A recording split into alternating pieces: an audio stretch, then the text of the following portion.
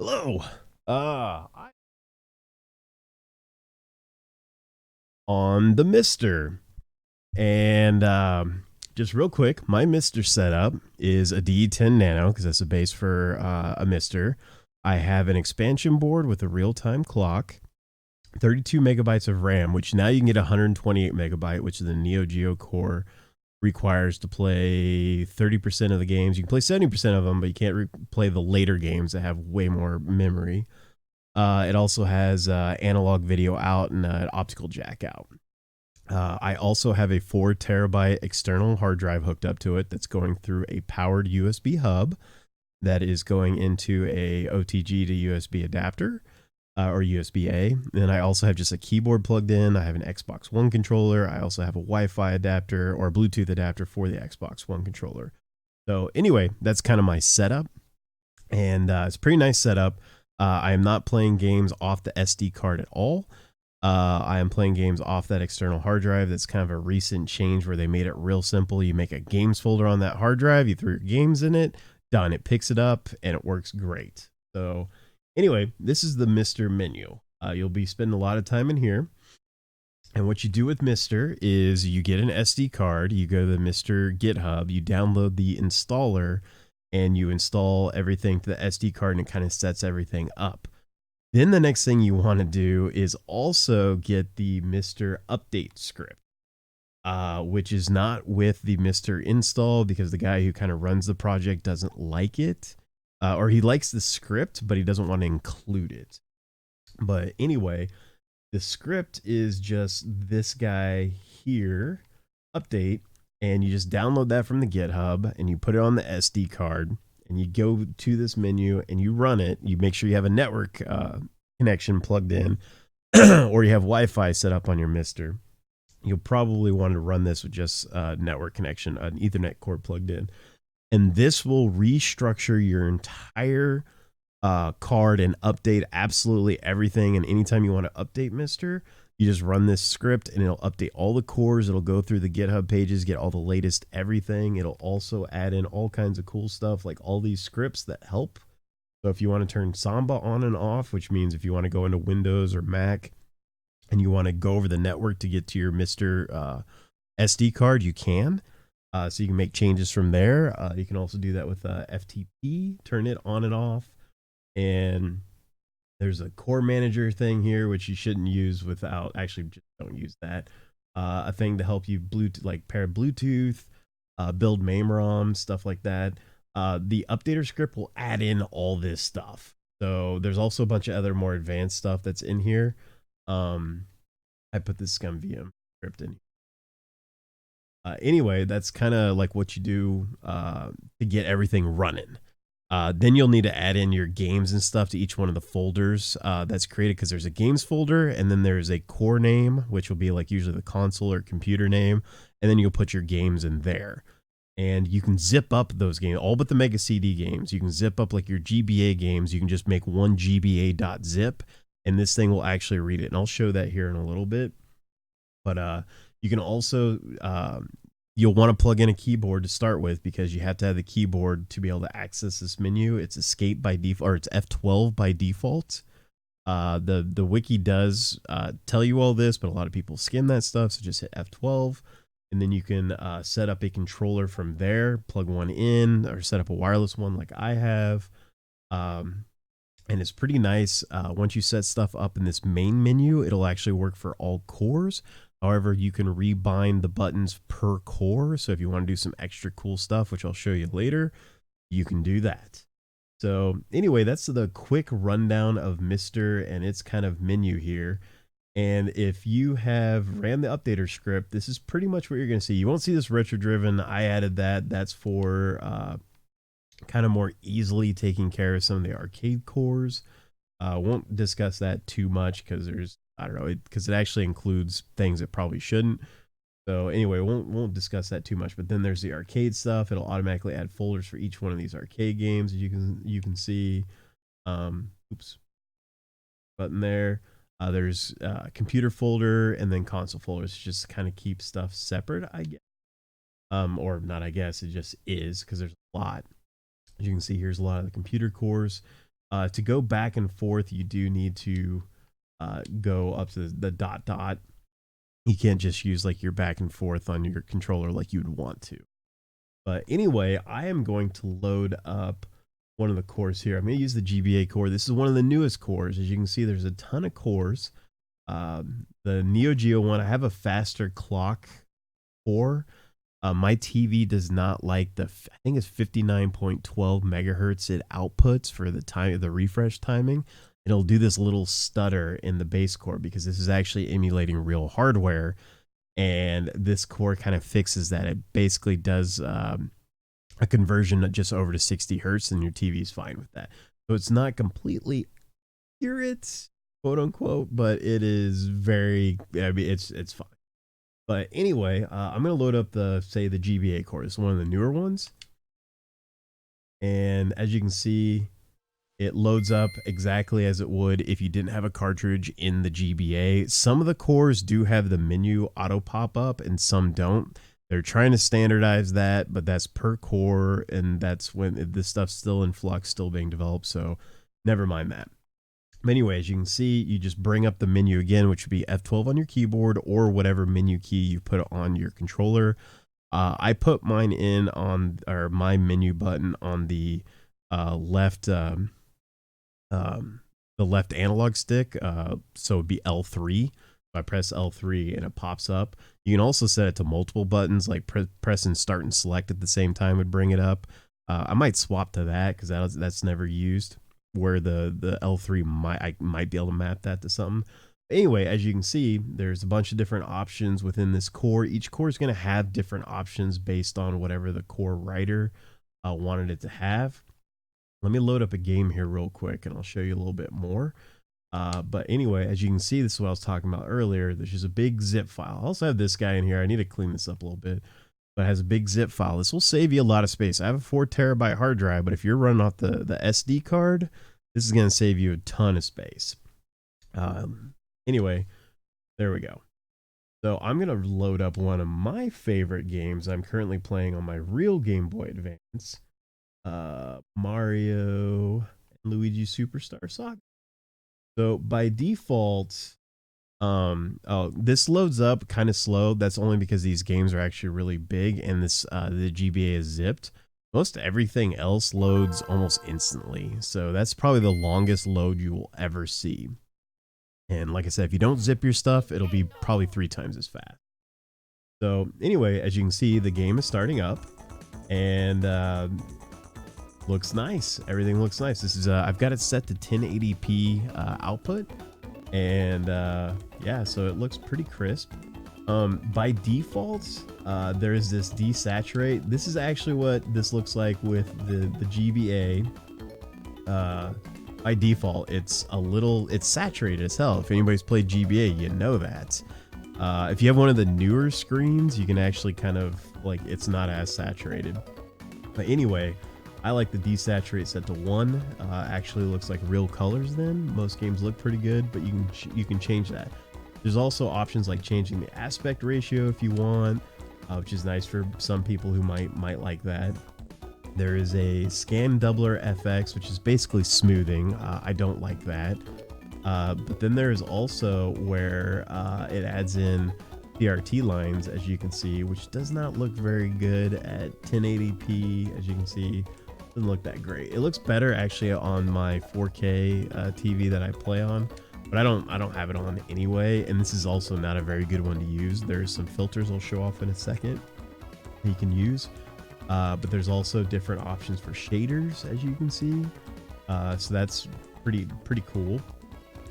There's other stuff that you see in emulators like sprite limit, this flicker blend, but this just basically kind of helps out the GBA with some games that might have like flickering sprites. There's also a turbo option. I believe that just kind of speeds up the core, so anything that's like putting out some slowdown will fix that. And not every core will have all these options. In fact, a lot of these are unique to the GBA core. The GBA core also has options for save states. Not all cores have that. A few do. The developer for this core is extremely accurate, really awesome dude. But also here's the other menu. Like if you press like left and right on this menu, you'll get system and GBA. This is system thing. And here you can set up the GBA buttons for the whole GBA. So every time you launch this core, it'll actually use those buttons instead of the ones you've defined in the main menu. So if you want to like have a different, like you want to use X and A on the controller to be your main two buttons, you can do that instead of A and B, or you can just remap it per game, which is nice. Also, that updater script, I mentioned this earlier, it will download your filters, gamma correction, gamma options. I'll show off some of those. I prefer the interpolation sharp because that makes the pixels pretty sharp. It also doesn't do nearest neighbor, which nearest neighbor can look all right, but your pixels won't be uniform. And so when the screen scrolls, you'll get some shimmer, and nobody wants that normally, but you can do nearest neighbor. I mean, it still looks good, but interpolation sharp like this is pretty much my favorite filter, but there's tons of them. Scan lines, you can do all kinds of stuff to basically make, and these are directories that have even more stuff and more effects, so you can do some pretty cool stuff. Same thing with like the gamma. You can go through and just change to the different gamma types, like brighter, like this one will be darker. I actually prefer this one for most cores, a little brighter, especially on my other TV. And of course, you always want to save your settings. You can reset everything if you want. You'll save your settings. But anyway, we'll just start up a game here real quick and kind of let you see what it all looks like. This game's awesome. If you haven't played it, it's got actual good gameplay for an RPG. It's not action based, but it's close. It's a good middle ground, I think, and it's actually pretty well written. So this is actually probably, at least on the screen I'm looking at, it looks a little bright. I don't know what the capture is actually going to look like on my TV. This actually looks really good, but my TV out in the living room is a little darker, so who knows. So if this looks too bright, don't worry, you can figure all that. But anyway, yeah, this is the GBA core. To my knowledge, it plays every game perfectly. In fact, most of the cores are perfect. Many of them are as hardware accurate as you can get, but some are just kind of close. But there's almost no latency on anything. So that's one of those steps up from typical emulation. There's also efforts to make all the controllers have 1 millisecond input polling or inputs. So there's zero latency on any controller that you'll hook up to these, and there's a couple different options for those. But anyway, gonna swap out. I was asked by Vandalheart to find out a list of games that don't work with the Amiga because he was really interested in the MiSTer just for the Amiga. So I decided to just make this video as kind of a tour of the MiSTer, and we will end with the Amiga. So anyway, as you can see, console cores, tons of them. They all work great. There's even an update to this TurboGrafx one recently that I believe is going to be preparing it to be able to use PC Engine and TurboGrafx CDs. So that's exciting. Also, there is a PlayStation 1 core that is in development, and MiSTer has plenty of power to do it. So PlayStation 1 is possible. Saturn might be possible. I believe the N64 is not. That's mostly due to the speed of the RAM on the N64 and some other complexities, but I think it's mostly down to just the speed. The speed of the RAM that the MiSTer can have, at least with current hardware, isn't fast enough. So anyway, those are the console cores. So we're going to switch back to computers. And as you can see, there's tons. This is DOS. You can set up Windows 95 and DOS, which I've already set up Windows 95, believe it or not. There's the Commodore 16, Commodore 64. I have a Commodore 64 up there, and I actually just recently fixed the space bar on it, so I can now start kind of going through the library a little better. But this actually almost lets me go through the library faster with the Commodore 64, and then I can actually go play on the real Commodore 64 and get that kind of authentic experience. So this is kind of a nice, even though I have all the original hardware for pretty much all this stuff. Well, not all these computers, but a lot of the consoles, they go hand in hand. MiSTer might replace a lot of that for people, not for me. but I see it as a good way to just quickly be able to find something and then just go sit down in front of the real console and do it. Anyway, I want to show off the MSX first because this one's pretty cool. And I'll kind of show off something with it that's pretty standard with a lot of the computer cores. This is running what's called Sofa Run. And Sofa Run is being ran off. It's like basically going to be a front end that helps you basically just get to games easy, get to stuff, and kind of fantastic. It's using a what's called a .vhd here, which I believe is just virtual hard disk or virtual hard drive. And you just set the VHD to, I've got a boot.vhd, and it, oops. I just remapped my menu button recently, so I keep screwing that up. So my apologies. My apologies there. But with this core, you can set up CPU speed, CPU type. I actually needed this guy set in order to play Metal Gear 2 with all the sounds playing. I also had to set something within the actual Sofa Run itself to find the expansion module. So, and a lot of this stuff's on the GitHub. Also, Optorock on the Classic Gaming Discord. He's a good guy. He'll answer a lot of questions for stuff like this. And he's the one that's in charge, I think, of a lot of the mini mag of the Amiga stuff. But he also knows a little bit about these cores. So, good person to talk to for that. Anyway, I'm just going to show off a game here and show off Sofa Run. This will bring you up to the different game stuff. I have disk directory, ROM directory. I'm going to go to a disk. We're going to pick Japanese. And these are all the Japanese games. As you can see, they're zipped. And that will actually play a factor. I'm not going to unzip anything, but I'll tell you kind of what happens. We're going to bring up Metal Gear 2, which is pretty awesome. But when you select it, you get the Sofa Run settings. We're going to go to that real quick. And this is actually where I need to go to find music module yes. Once I did that and applied, and then I also set this guy to Mega SCC plus 1 megabyte, everything worked fine. So anyway, normally for a game that has not been unzipped yet, the MSX has to unzip it, or this device has to unzip it. But this one's already been unzipped, so we don't have to wait on it. So I'm just going to let it play. And here we go. I'm going to let the intro play for a little bit. It's got great music. And then I'll start up the game a little bit. That'll kind of give you an idea what the MSX core. And I don't know if you noticed, but there is the MSX, MSX2, MSX Turbo. There's basically 4 different MSXs. So this core covers all of the MSX hardware. So no need to track down an MSX if you don't want to. Those things can be pretty expensive. The later ones can be pretty expensive. They also have some just maintenance issues. And I will probably eventually get one, but not until I have more space. Right now, I'm not going to collect it into computers. The only thing I have is a C64, and that's because they are pretty common over here. And anyway, yeah, this is kind of the beginning of this, and this is the legit Metal Gear 2 that Kojima was actually involved in, not the Metal Gear 2 that we got in the United States for the Nintendo, for the NES. So that's pretty cool. But anyway, we're going to skip past this. I'll fire up the game. Show you that real quick. And then after we get done with this, then I'll go cruise around the Amiga core, which is called the Mini MiG. Or Mini Mag. Mini MiG, I think. Yeah, Mini MiG. That makes sense.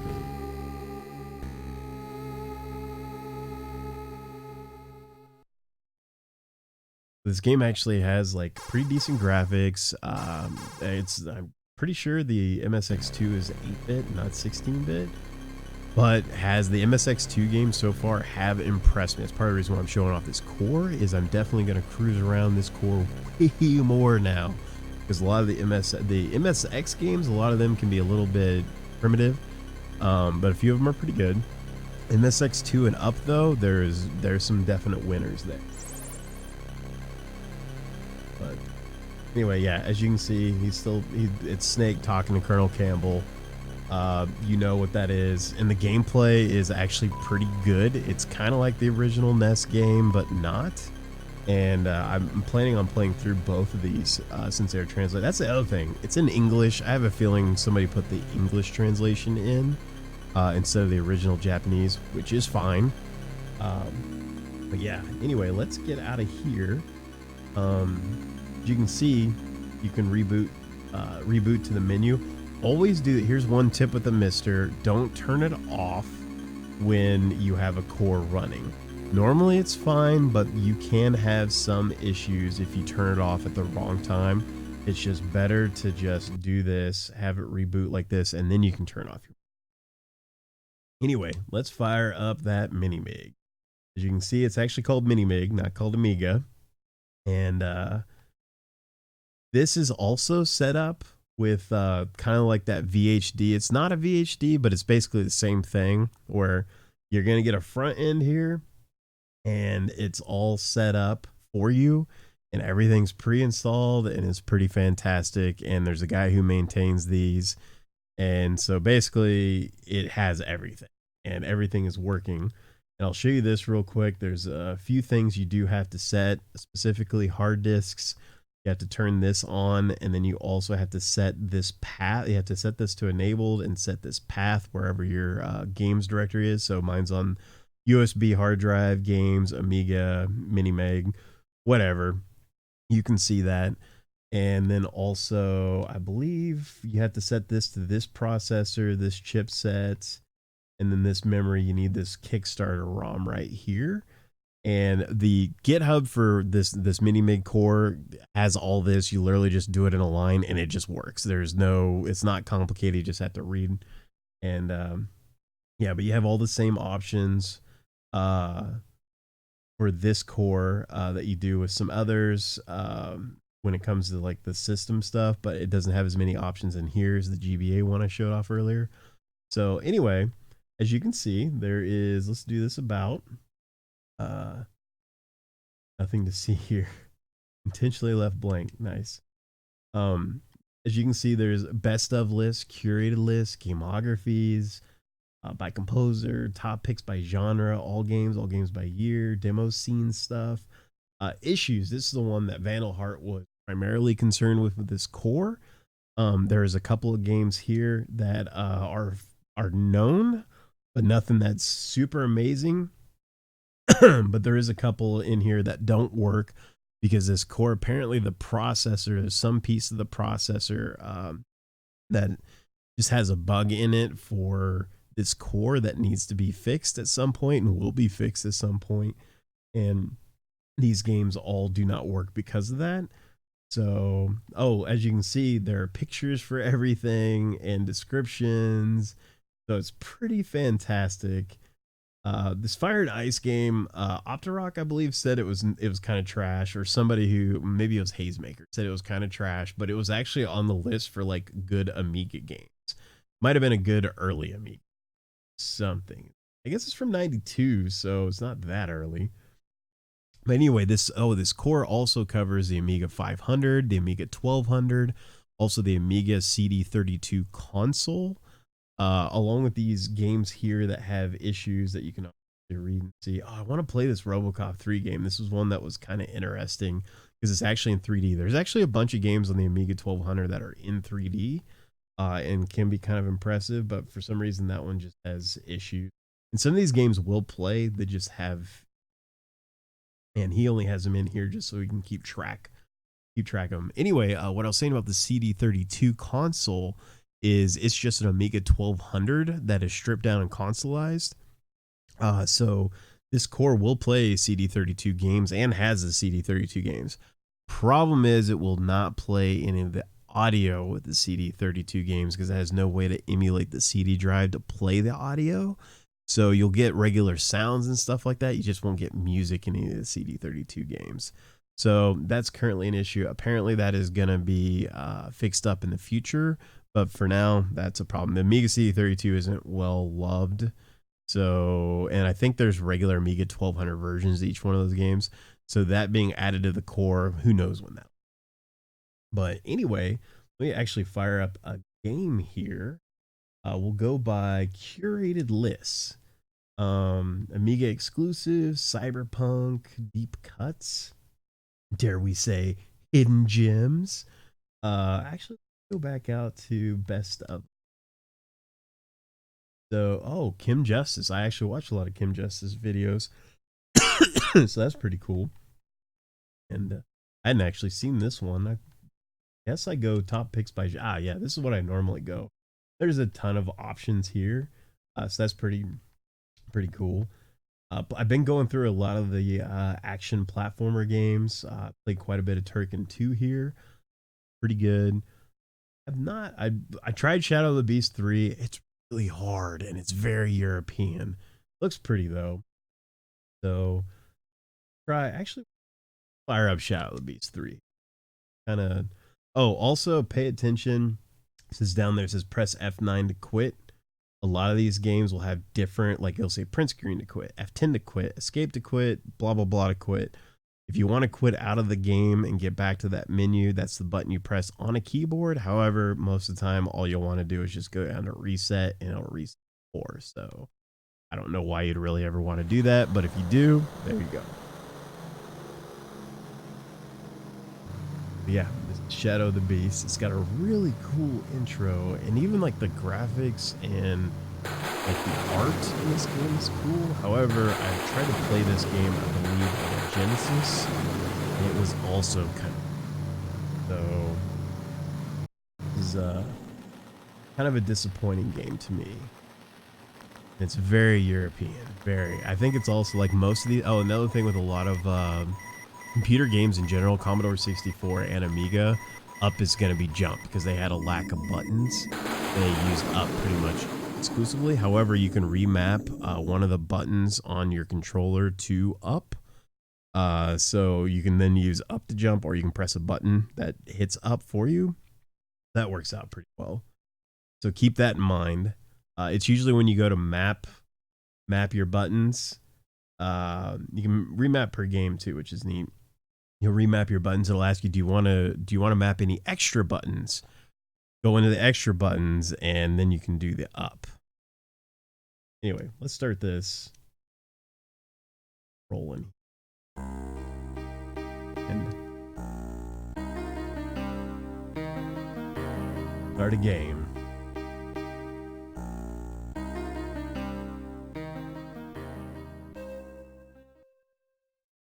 Think. Okay, we did.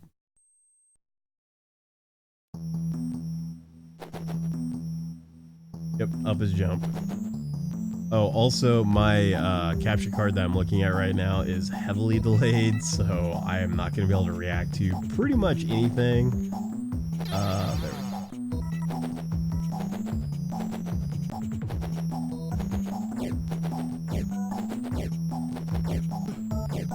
we go. That's kind of random. Wait, what am I supposed to do? I have no clue what I'm supposed to do. This is I think I might have played Shadow of the Beast. Anyway, that's that. And there's really not a whole lot left to say about the core or MiSTer in general. I've kind of covered everything. Like I said, the biggest thing is get this update script. Make sure when you go to the GitHub to get this update script, go to the raw section and copy that out and make an update.sh file. If you right click and download, you'll just get the HTML stuff and you'll get an error and you'll be very confused. It's super, super common mistake. That's like GitHub 101. Don't do that. But if you see an error, don't freak out. It's really easy to fix. But anyway, that's pretty much it with the MiSTer. Like I said, you can do a lot with this thing, and it's very customizable. It's changing virtually daily. Things are getting updated, and everything's been progressing and getting better. Now is the first time I'd say that somebody who's not a tinker, like a really huge into tech tinkering, or even like a programmer as their day job, this is the first time I'd recommend this to somebody who's more of a casual tinker. I wouldn't say this is a plug and play console because there is some setup. You have to know how to move files, but anybody who's basically used a flash drive can mostly figure this out. There's a few advanced things you can do, but it's really not. It's mostly to just make things easier. Mostly it's just get your games loaded, get the cores loaded, good to go. And if everything's working for you, you never even have to update if you don't want to. They just kind of add features and whatnot. So anyway, that's the end of this video. This is actually the second time I've made this video. The first time I had to change the input for my capture card, and it screwed up the video. So anyway, this is the second one. I hope everybody kind of learned a little bit more about MiSTer and learned, I guess, about the mini MIG for you, Vandal. So take care.